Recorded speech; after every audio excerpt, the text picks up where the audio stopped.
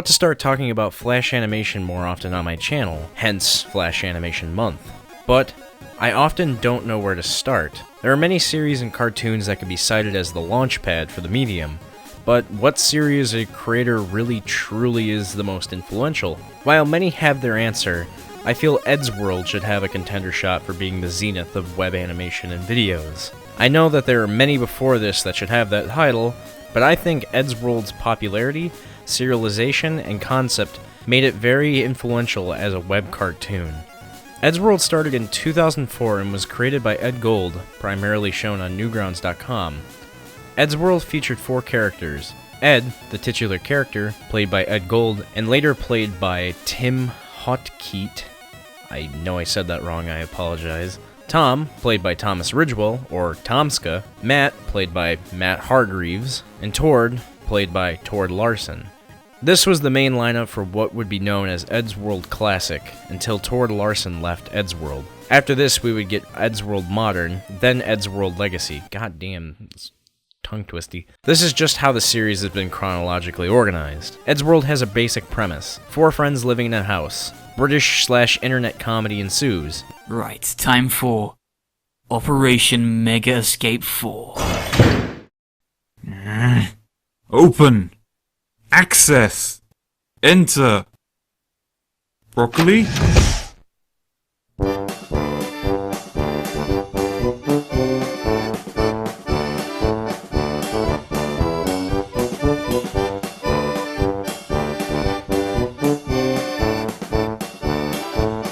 So, what makes Eddsworld more important than the other series around the time?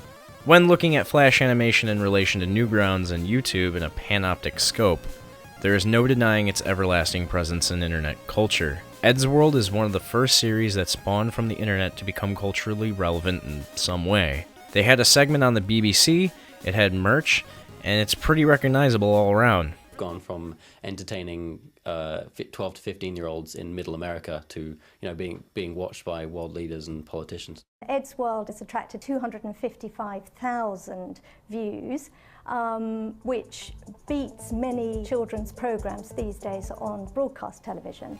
There is a very distinct reason for why it's popular, though, because it mirrors the qualities of British sitcoms and comedy, just for a different medium, such as the internet. Generally, its accessibility and familiar formula opened the possibilities for everyone to indulge on Flash animations, thus making it culturally relevant, because it was new.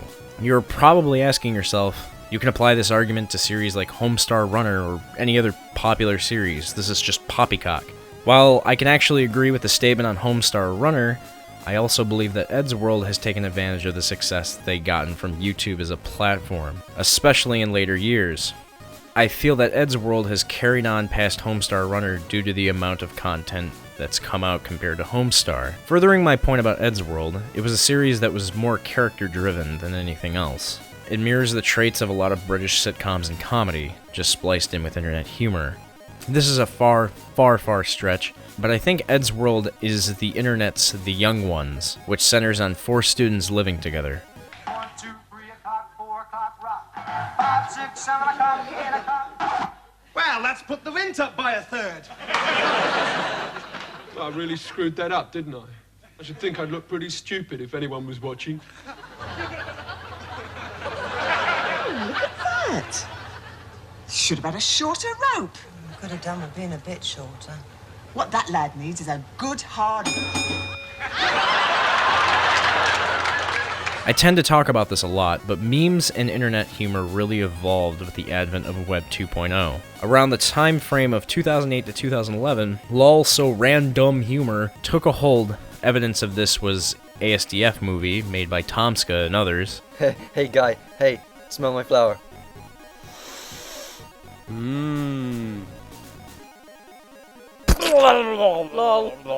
While Eddsworld isn't really lol so random humor, you can still see elements in it from earlier episodes. Andy loved ducks so much that one day he woke up to find out that he'd been turned into a duck. Oh no, I'm a duck.